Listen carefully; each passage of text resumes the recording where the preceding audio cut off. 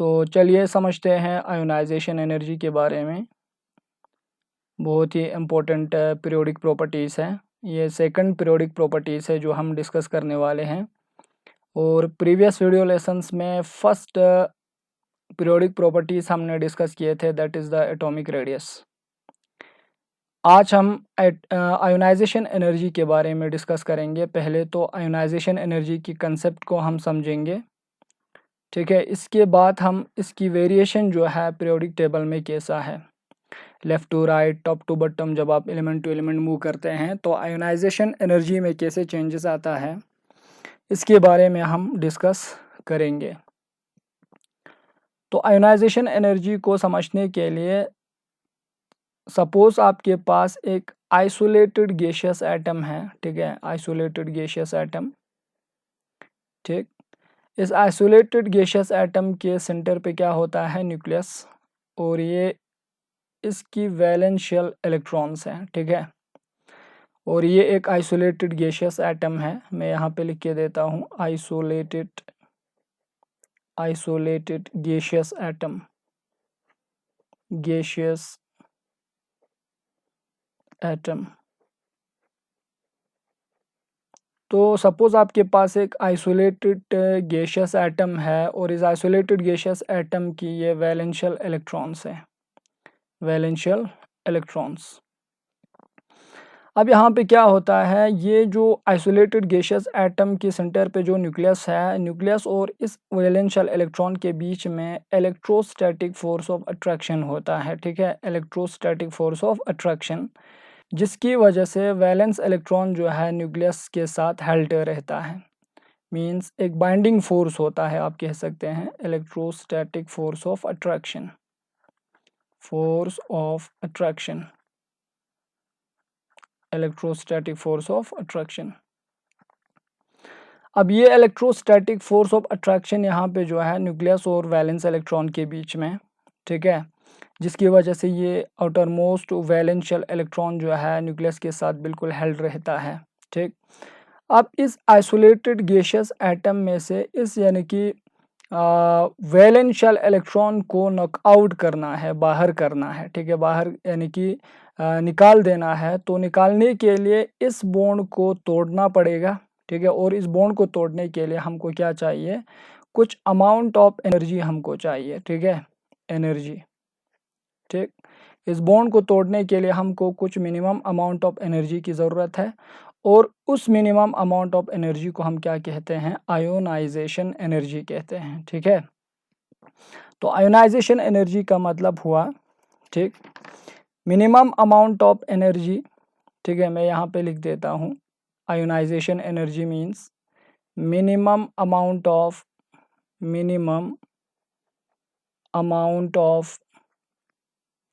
Energy, minimum amount of energy required to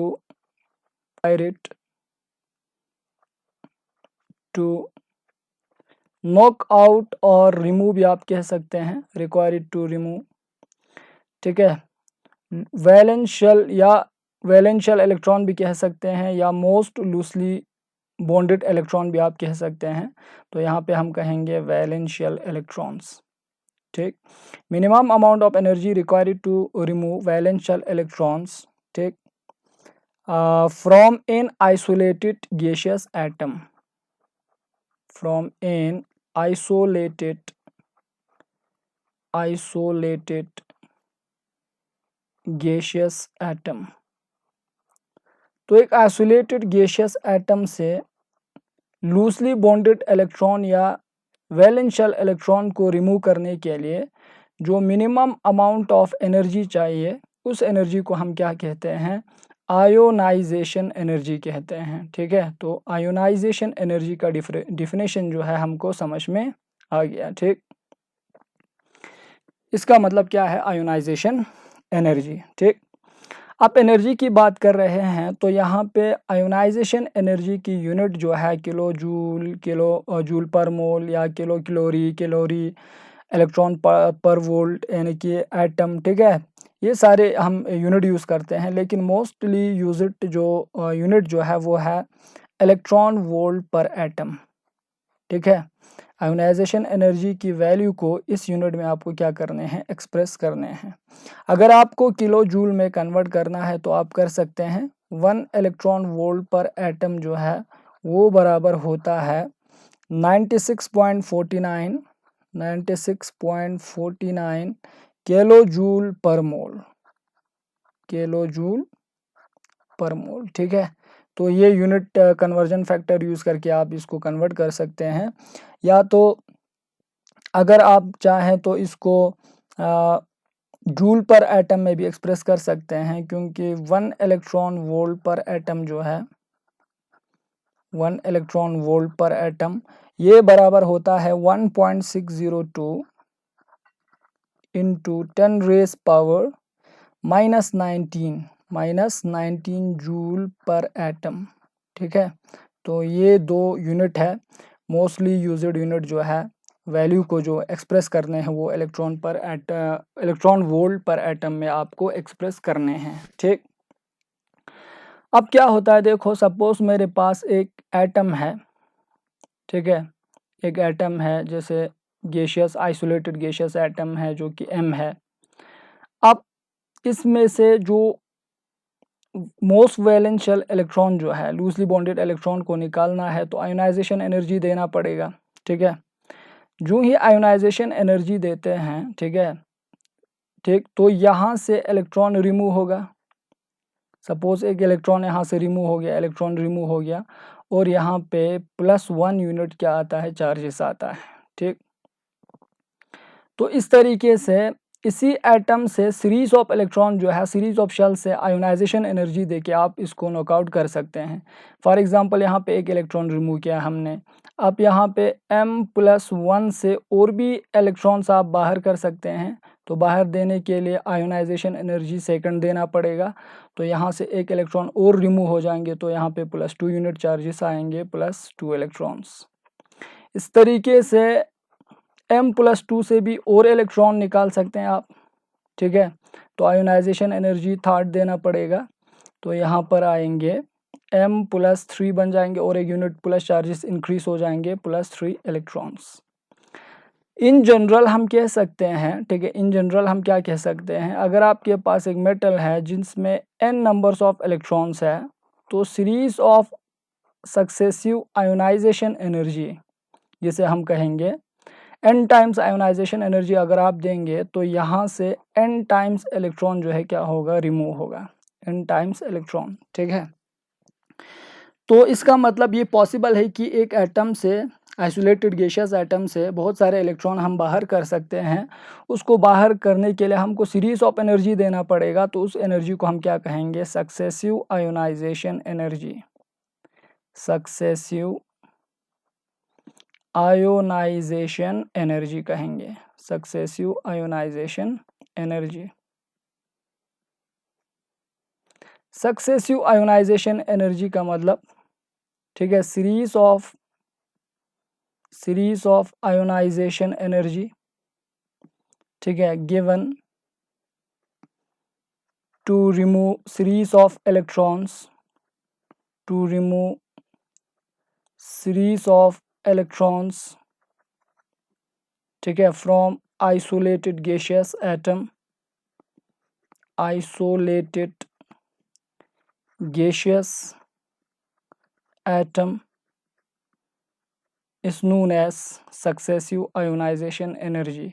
तो यहाँ पर जो आयोनाइजेशन एनर्जी हमने लिखा, ये जो टर्म हमने लिखा सक्सेसिव आयोनाइजेशन एनर्जी, ठीक है, यहाँ पे जैसे IE1 आयोनाइजेशन एनर्जी 1, ठीक है, आयोनाइजेशन एनर्जी 2, ये सारे सक्सेसिव आयोनाइजेशन एनर्जी है, सीरीज ऑफ आयोनाइजेशन एनर्जी जो कि आप इलेक्ट्रॉन को निकालने के लिए दे रहे हैं, और dash ionisation energy n times, ठीक। तो सक्सेसिव आयोनाइजेशन एनर्जी जो है इस तरीके से इंक्रीज होता है, याद रखना। आयोनाइजेशन एनर्जी 1 जो है वो कम होगा इस compare to ionisation energy 2, ionisation energy 2 कम होगा इस कम्पेयर टू आयोनाइजेशन एनर्जी 3, और इसी तरह आयोनाइजेशन एनर्जी n टाइम्स जो आयोनाइजेशन एनर्जी अगर आप देंगे तो इस तरीके से ग्रेटर होता है इनकी वैल्यू से, ठीक है। तो इसका मतलब यहाँ से यहाँ जो है, ठीक है, यहाँ से यहाँ, ठीक, आयोनाइजेशन एनर्जी की वैल्यू जो है, ठीक है, value of ionisation energy decreases, sorry यहाँ पे value of ionisation energy increases, ठीक है, इंक्रीज होता है। और वो इसलिए होता है क्योंकि अगर आप पहले पहले से फॉर एग्जांपल अगर आपके पास एक यहाँ पे सीरीज ऑफ इलेक्ट्रॉन से देखो ये मैं दो यानी कि शेल बना रहा हूँ, यहाँ पे एक इलेक्ट्रॉन है, यहाँ पर एक इलेक्ट्रॉन है और ये न्यूक्लियस है। और आप सबको पता है इस वैलेंस शेल इलेक्ट्रॉन पे इलेक्ट्रोस्टैटिक फोर्स ऑफ अट्रैक्शन होगा, इस न्यूक्लियस और इलेक्ट्रॉन के बीच में इलेक्ट्रोस्टैटिक फोर्स ऑफ अट्रैक्शन होता है। तो जितना इलेक्ट्रॉन जो है न्यूक्लियस से दूर होता है उतना इलेक्ट्रोस्टैटिक फोर्स ऑफ अट्रैक्शन कम होगा, ठीक है। इसका मतलब इस बॉन्ड को तोड़ने के लिए एनर्जी कम देना पड़ेगा एज कम्पेयर टू दिस, क्योंकि ये बहुत क्लोज है, ठीक है। अगर आप इसको से फॉर एग्जांपल रिमूव कर देंगे, इस इलेक्ट्रॉन को आपने रिमूव कर दिया, ठीक है, रिमूव कर दिया, तो यहाँ पे ये इलेक्ट्रॉन बचेगा। अब एक इलेक्ट्रॉन कम हो गया, ठीक है, एक इलेक्ट्रॉन जो है यहाँ पे कम हो गया, -1 इलेक्ट्रॉन, ठीक है। लेकिन एक इलेक्ट्रॉन जो ही कम होता है तो यहाँ पे +1 का मतलब ये है कि 1 प्लस यूनिट से प्रोटॉन का नंबर बढ़ रहा है। तो प्रोटॉन की वजह से तो न्यूक्लियर चार्जेस होता है, तो इसीलिए न्यूक्लियर चार्जेस जो है इफेक्टिव न्यूक्लियर चार्जेस इस इलेक्ट्रॉन पे इंक्रीज होगा। इसीलिए इसको रिमूव करने के लिए आयोनाइजेशन एनर्जी ज़्यादा देना पड़ेगा। तो इसीलिए फर्स्ट आयोनाइजेशन एनर्जी से ज़्यादा होगा सेकंड आयोनाइजेशन एनर्जी, इसी तरह थर्ड आयोनाइजेशन एनर्जी। तो ये चीज़ जो है इसके पीछे ये रीज़न है, ठीक है। तो इस चीज़ को अच्छे से समझना है, ठीक। अब आगे बढ़ते हैं, ठीक।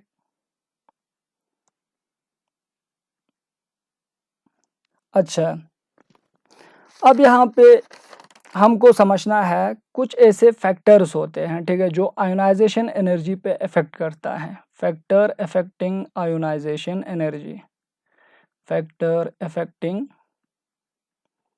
आयोनाइजेशन एनर्जी, आयोनाइजेशन एनर्जी, वो सारे फैक्टर मैं यहाँ पे इनलिस्ट कर दूंगा, तो इसको अच्छे से याद रखना है। आयोनाइजेशन एनर्जी की कंसेप्ट हमको समझ में आ गया। अब हम समझेंगे फैक्टर अफेक्टिंग आयोनाइजेशन एनर्जी। सबसे पहला फैक्टर क्या है, देखो सबसे पहला फैक्टर है बेटा, ठीक है, atomic size. Atomic size means atom की साइज जो है आयोनाइजेशन एनर्जी पे बड़ा इफेक्ट करता है, ठीक। कैसे करता है, देखो यहाँ पे आपके पास दो एटम है, एक का साइज जो है बड़ा है, एक का साइज जो है छोटा है, ठीक, एक का साइज क्या है, छोटा। अच्छा, जिसकी साइज बड़ा होगा उसकी न्यूक्लियस से वैलेंस शेल इलेक्ट्रॉन की दूरी बहुत होगा, तो यहाँ पे ये बॉन्ड जो है ये क्या हो रहा है, लंबा हो रहा है, ठीक है, ठीक। अब इसी तरह यहाँ पे इधर देखो, इसके केसेस में साइज छोटा होने की वजह से ये इलेक्ट्रॉन्स जो है ये न्यूक्लियस के क्लोज होगा, तो उस हिसाब से न्यूक्लियस की इलेक्ट्रोस्टैटिक फोर्स ऑफ अट्रैक्शन जो है इन दोनों के बीच में क्या होगा, बहुत ज़्यादा होगा, ठीक है, बहुत ज़्यादा होगा एज़ कम्पेयर टू दिस, इसमें बहुत कम होगा, क्योंकि यहाँ पे बॉन्ड डिस्टेंस क्या है, बहुत न्यूक्लियस और इलेक्ट्रॉन के बीच में ज़्यादा है।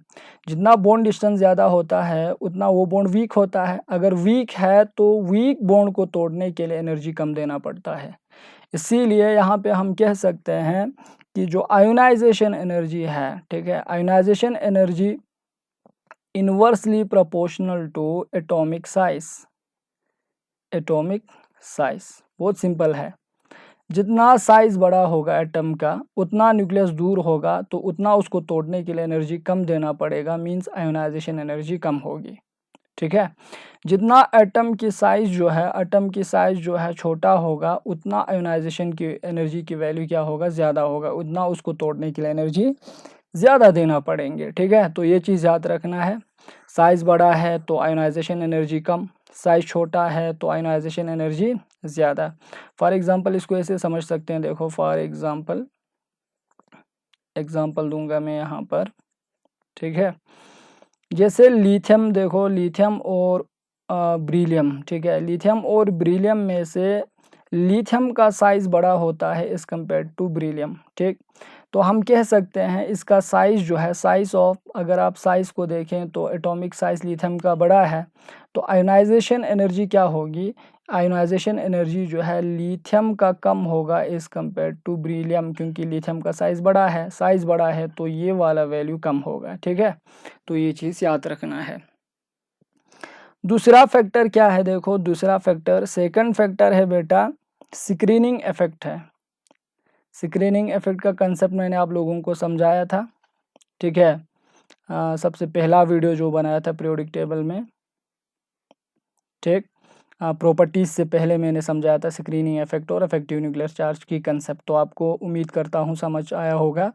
स्क्रीनिंग इफेक्ट फिर से थोड़ा सा देखो, एक न्यूक्लियस है, इसके अंदर जितने भी इनर्शियल है और ये वैलेंशियल इलेक्ट्रॉन है, इस वैलेंशियल इलेक्ट्रॉन के ऊपर इस न्यूक्लियस की जो चार्जेस होता है, टोटल न्यूक्लियर चार्जेस होता है, अट्रैक्शन जो अट्रैक्ट करेंगे इसको अब न्यूक्लियस की तरफ, वो थोड़ा कम हो जाता है, क्योंकि ये जो इनर शेल से बीच में, ठीक है, इनर शेल्स आएंगे, ये सारे इसको कम करता है, ब्लॉक करता है न्यूक्लियर चार्जेस को, तो उसको हम क्या कहते हैं, स्क्रीनिंग इफेक्ट कहते हैं, ठीक है, स्क्रीनिंग इफेक्ट।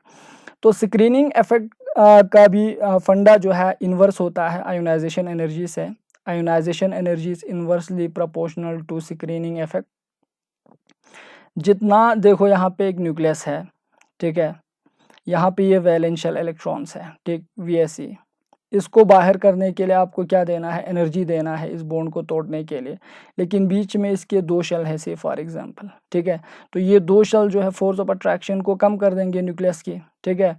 अब दूसरा देखो, कंपेयर करेंगे हम इसको इससे, ठीक, इसमें एक ही इनर शेल्स है और ये वैलेंशियल इलेक्ट्रॉन्स है।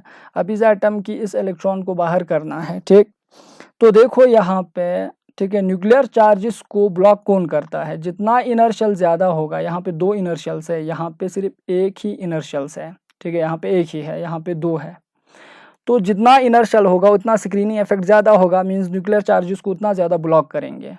तो ये जो न्यूक्लियस के साथ ये जो वैलेंशियल इलेक्ट्रॉन जो है ये वीकली हेल्ड होगा, तो यहाँ पे वीक फोर्स होगा, वीक फोर्स, और यहाँ पे क्या होगा, एक ही इनर शेल्स है, तो थोड़ा सा ही कम स्क्रीनिंग इफेक्ट होगा एज कम्पेयर टू दिस, इसीलिए यहाँ पर फोर्स जो है थोड़ा ज़्यादा होगा, स्ट्रोंग होगा। तो कौन से बॉन्ड को तोड़ने के लिए एनर्जी ज़्यादा लगेगा, दैट इज़ दिस, क्योंकि इसमें इनर्शियल एक ही है।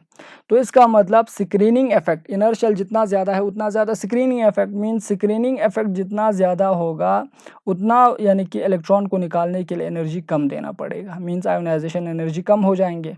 स्क्रीनिंग इफेक्ट की वैल्यू जो है जितना कम हो जाएंगे उतना आयोनाइजेशन एनर्जी ज़्यादा देना पड़ेंगे, क्योंकि न्यूक्लियस जो है इलेक्ट्रॉन को स्ट्रोंगली क्या करेंगे, हेल्ड करके रखेंगे। तो ये चीज़ जो है याद रखना है, ये कंसेप्ट है, ठीक। तो screening effect is inversely proportional to ionisation energy, ठीक। अच्छा, अब यहाँ पे मैं लिख के देता हूँ स्क्रीनिंग इफेक्ट क्या करता है, ठीक है। It reduces the electrostatic force of attraction, it reduces the electrostatic force of attraction, electrostatic force of attraction, electrostatic force of attraction between nucleus and वैलेंशियल electrons. तो ये चीज़ याद रखना है, जिसकी वजह से आयोनाइजेशन एनर्जी जो है कम देना पड़ता है, जितना स्क्रीनिंग इफेक्ट ज़्यादा उतना आयोनाइजेशन एनर्जी कम, और इसका उल्टा होता है, ठीक है, वाइस वर्सा। तो आप इस चीज़ को याद रखेंगे। नेक्स्ट हमारे पास देखो दो फैक्टर आए, एक एटॉमिक साइज आया, दूसरा फैक्टर क्या आया, यहाँ पे स्क्रीनिंग इफेक्ट आया। अब तीसरा फैक्टर देखो, यहाँ पे थर्ड जो फैक्टर है वो है nuclear charge, nuclear charge, nuclear charge.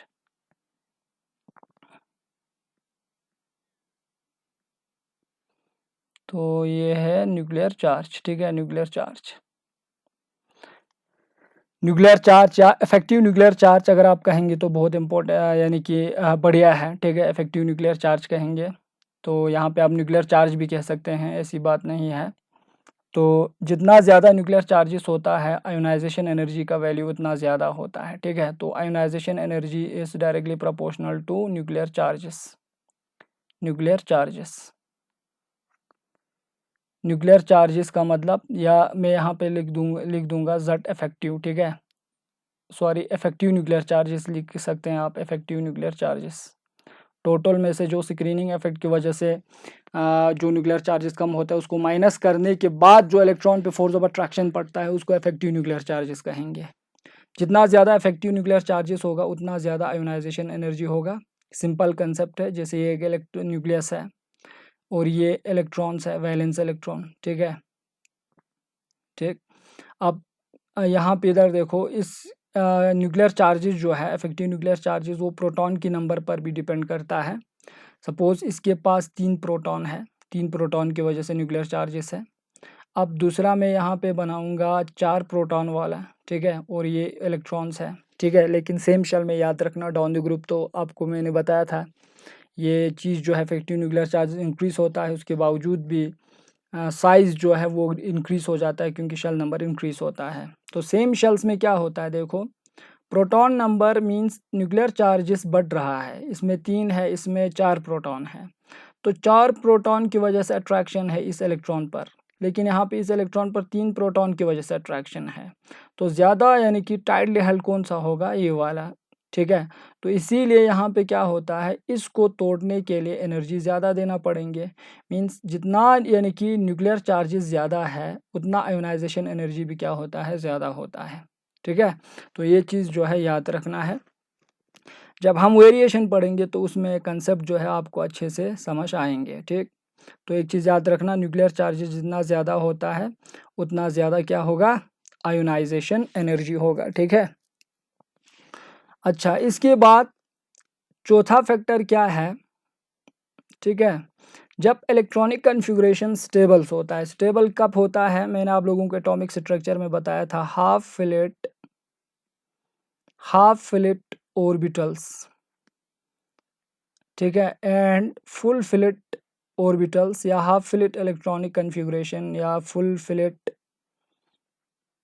Electronic configuration is more stable, ठीक है, ये सबसे ज़्यादा स्टेबल होता है, इज मोर स्टेबल, ठीक। तो हाफ फिलिट और फुल फिलिट ऑर्बिटल से इलेक्ट्रॉन को निकालने के लिए एनर्जी ज़्यादा देना पड़ेंगे, ठीक है। तो ये ज़्यादा स्टेबल्स है, ठीक। Half filled and full filled electronic configuration is more stables, hence, ठीक है, in this case value of ionization energy is more, value of ionization energy will be more, ठीक। आयोनाइजेशन एनर्जी की वैल्यू जो है वो क्या होगा, ज़्यादा होगा। तो ये चीज़ याद रखना है, ठीक है। आयोनाइजेशन एनर्जी की वैल्यू क्या हो जाएंगे, ज़्यादा हो जाएंगे, ठीक। तो ये चीज़ याद रखना, हाफ फिलिट और फुल फिलिट ऑर्बिटल्स में जो इलेक्ट्रॉन्स होते हैं, ठीक है, उसको निकालने के लिए एनर्जी ज़्यादा देना पड़ता है। फॉर एग्जांपल देखो, पी ऑर्बिटल का एग्जांपल लेंगे हम यहाँ पे, ठीक है। हाफ फिलिट पी में कितने इलेक्ट्रॉन्स होते हैं, 3 इलेक्ट्रॉन, ये हाफ फिलिट हो गया, ज़्यादा स्टेबल। अब इसी तरह में पी में अगर 2 ही इलेक्ट्रॉन रखूँ तो ये ना हाफ फिलिट है ना फुल फिलिट है, ठीक है। तो आयोनाइजेशन एनर्जी यहाँ पे P3 है, यहाँ पे P2 है, ठीक। अब इन दोनों के केसेस में आयोनाइजेशन एनर्जी किसका ज़्यादा होगा, क्योंकि ये ज़्यादा स्टेबल है, ठीक है। इसमें से इस इलेक्ट्रॉन को बाहर करने के लिए एनर्जी ज़्यादा देना पड़ेगा क्योंकि ये ज़्यादा स्टेबल है। अब ये तो ना हाफ फिलिट है ना फुल फिलिट है, तो ये लीस्ट स्टेबल है, इसीलिए आयोनाइजेशन एनर्जी जो है हाफ फिलिट का ज़्यादा होगा एज़ कम्पेयर टू दिस, ठीक। तो ये चीज़ याद रखनी, इसका मतलब ये है। तो हाफ फिलिट और फुल फिलिट, जिस एटम में हाफ फिलिट और फुल फिलिट इलेक्ट्रॉनिक कन्फिगुरेशन है, उस ऑर्बिटल से अगर आप इलेक्ट्रॉन निकालना चाहो तो उसके लिए आयोनाइजेशन एनर्जी ज़्यादा देना पड़ता है, बस इस चीज़ को याद रखना है, ठीक। और लास्ट फैक्टर क्या है, देखो लास्ट फैक्टर, ठीक, लास्ट वाला फैक्टर, फिफ्थ फैक्टर है बेटा शेप्स ऑफ ऑर्बिटल्स, ठीक है। मैं यहाँ पे लिख देता हूँ पांचवा जो फैक्टर्स हैं, पांचवा factor, that is the shapes of orbital, shapes of orbital. Orbital की शेप्स पर भी डिपेंड करता है, ठीक है। जैसे फॉर एग्जांपल देखो, एस यानी कि सब शेल में, ठीक है, एस सब शेल्स में अगर कोई इलेक्ट्रॉन है, एस ऑर्बिटल में अगर कोई इलेक्ट्रॉन्स है, तो एस ऑर्बिटल से इलेक्ट्रॉन निकालने के लिए एनर्जी ज़्यादा देना पड़ता है एज़ कम्पेयर टू पी, ठीक। ऐसा क्यों, क्योंकि एस में जो इलेक्ट्रॉन्स होंगे ना, वो इलेक्ट्रॉन जो है न्यूक्लियस के क्लोज जो है इसकी प्रोबेबिलिटी ज़्यादा होता है, जितना इलेक्ट्रॉन न्यूक्लियस के क्लोज होगा उतना अट्रैक्शन ज़्यादा होगा, तो आयोनाइजेशन एनर्जी ज़्यादा देना पड़ेंगे। इसीलिए एस यानी कि सब शेल में या एस ऑर्बिटल में अगर कोई इलेक्ट्रॉन्स है तो उसको निकालने के लिए एनर्जी ज़्यादा देना पड़ता है एज़ कम्पेयर टू पी। ठीक है, इस तरीके से पी में जो इलेक्ट्रॉन है उसको एनर्जी ज़्यादा देना पड़ेंगे एज़ कम्पेयर टू डी, और इसी तरह एज़ कम्पेयर टू एफ। तो इसी फिनोमेना को हम पेनिट्रेशन पावर भी कहते हैं। पेनिट्रेशन पावर मतलब जिस यानी कि ऑर्बिटल्स में या जिस सब शेल्स में जो इलेक्ट्रॉन्स है, ठीक है, वो इलेक्ट्रॉन न्यूक्लियस के क्लोज जितना उसकी प्रोबेबिलिटी ज़्यादा होगा ना, उसको हम बोलते हैं पेनिट्रेशन पावर। तो यहाँ पे एस में जो इलेक्ट्रॉन है वो न्यूक्लियस के क्लोज ज़्यादा होता है, तो हम कह सकते हैं ना इसकी पेनिट्रेशन पावर ज़्यादा है as compared to p, as compared to d, as compared to f. ठीक, इसका मतलब ये हुआ कि यहाँ से यहाँ जो है, ठीक है, आयोनाइजेशन एनर्जी, ठीक है, डिक्रीज हो जाएंगे। क्यों होता है बेटा, रीज़न मैंने दे दिया। ठीक है, बिकॉज पेनेट्रेशन पावर डिक्रीजेस। ठीक है, पेनेट्रेशन पावर डिक्रीजेस। पेनेट्रेशन मतलब न्यूक्लियस के क्लोज इलेक्ट्रॉन की मिलने के चांसेस किस में ज़्यादा है, उसको हम बोलते हैं पेनेट्रेशन पावर। तो पेनेट्रेशन पावर डिक्रीजेस। ठीक है, तो इस पे भी डिपेंड करता है। कभी कभार आप देख लेना कि इलेक्ट्रॉन एस में है, पी में है या डी में है। ठीक है, तो इस पे डिपेंड करता है कि आप कौन से ऑर्बिटल से इलेक्ट्रॉन को बाहर कर रहे हैं। ठीक है, तो एस में से इलेक्ट्रॉन को बाहर करने के लिए आयोनाइजेशन एनर्जी ज़्यादा चाहिए क्योंकि उसकी पेनेट्रेशन पावर ज़्यादा होता है। तो ये हो गया फैक्टर अफेक्टिंग आयोनाइजेशन एनर्जी और आयोनाइजेशन एनर्जी की कंसेप्ट। ठीक है, ये दो कंसेप्ट हमको आज समझ में आ गया। ठीक, अब इन दो कंसेप्ट के अलावा आगे हम से फॉर एग्जांपल आप लोगों को नेक्स्ट यानी कि वीडियो लेसन्स में मैं बताऊंगा आयोनाइजेशन एनर्जी की वेरिएशंस जो है कैसा होगा पीरियोडिक टेबल में। तो उस वीडियो लेसन्स को ज़रूर देखना, लेकिन इसको सबसे पहले समझना ज़रूरी है, इसके बाद आपको वेरिएशन समझ में आएंगे। So thanks for watching my video lesson.